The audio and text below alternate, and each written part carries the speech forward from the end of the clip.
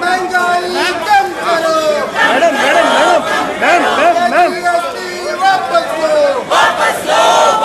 लो, दूध और दही पे जीएसटी वापस लो, चावल और आटा की जीएसटी वापस लो।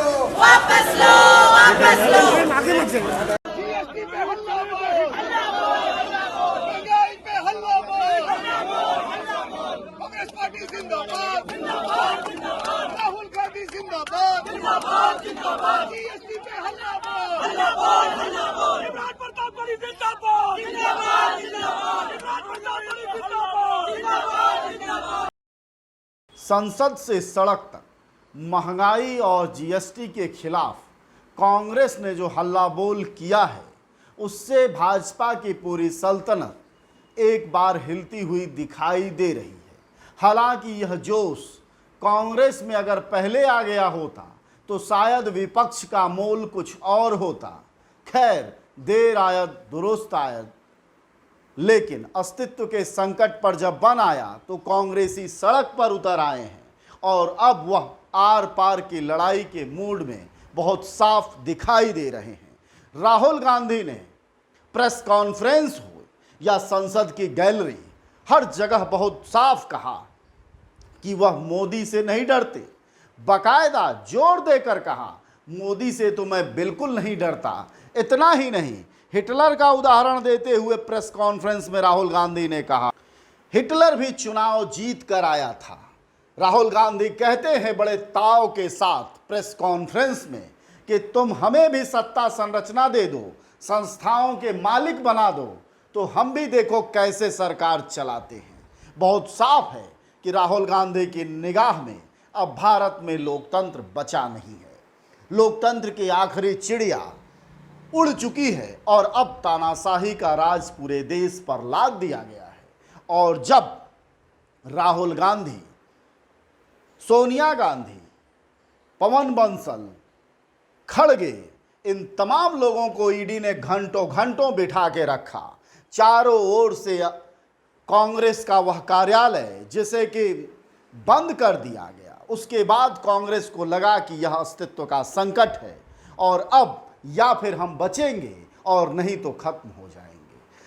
और खत्म होने की वही आग है कि अब कांग्रेसी जोश और खरोश के साथ पूरे देश भर में पूरी ताकत के साथ संसद से सड़क पर उतर आए हैं।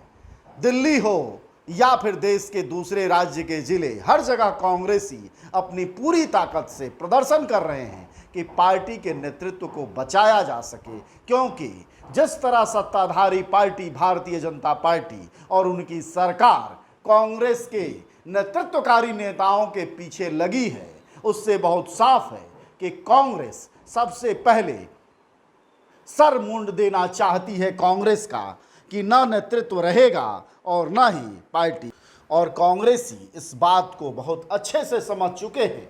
कार्यकर्ताओं की पूरी पंक्ति इस बात को समझ चुकी है कि सत्ताधारी पार्टी बीजेपी अब कांग्रेस को बिल्कुल ही खत्म कर देना चाहती है। पहले उसका नेतृत्व भाषणों में और बोलियों में, चौक चौराहों पर कहता था कि कांग्रेस मुक्त भारत होगा, लेकिन उसने देश की जो एजेंसियां हैं, ईडी, सीबीआई और अदालतें तक कांग्रेस के इस कदर पीछे लगा दी हैं कि उसको खत्म करने पर उतारू हो गए हैं। ऐसे में सवाल ये है कि क्या देश की इतनी पुरानी पार्टी इतनी आसानी से खत्म हो जाएगी या फिर वह पूरे तेवर के साथ वापस लौटेगी आने वाले समय में? यह तो आने वाला समय और भारत के राजनीतिक हालात बताएंगे। पर इतना तो साफ है कि कांग्रेस को यह क्लियर हो गया है कि अब अस्तित्व का संकट है। अगर करो और मरो का नारा हमने नहीं दिया तो वाकई नकली गांधी बन के रह जाएंगे, जैसा कि रविशंकर प्रसाद ने आज प्रेस कॉन्फ्रेंस के बाद कहा।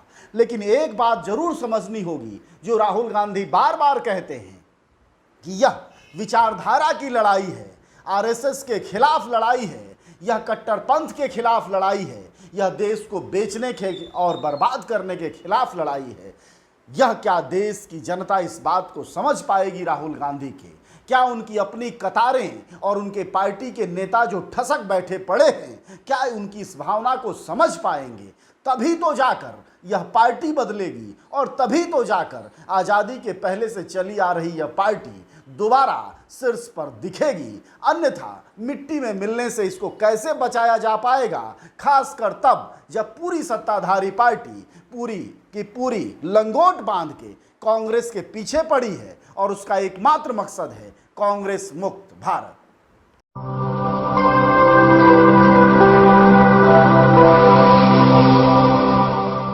जन ज्वार जनता की